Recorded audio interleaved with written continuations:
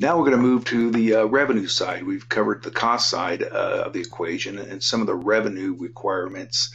The accounting system provides financial information required by contract clauses concerning limitation of costs or limitation of payments, and that's FAR 52, as you can see on the 1408 checklist. So what does that mean? It would be efficient to have an accounting system that tracked limitation of funds. So on some projects, you must inform your client before you reach a budgeted limitation of funds, and usually there's going to be certain days notice once you reach that percentage. So in this example, I've got a 75% limitation of funds. I've got 60 days notice.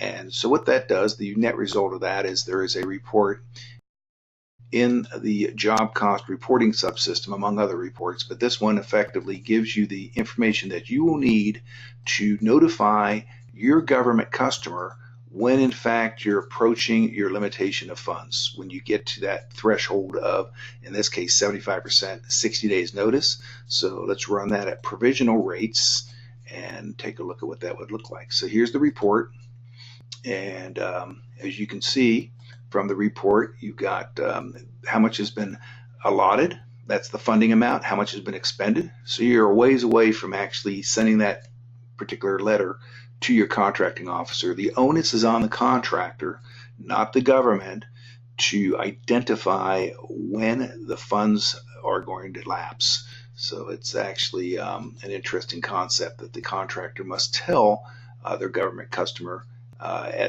within a certain number of days that they're at a certain percentage of available funding.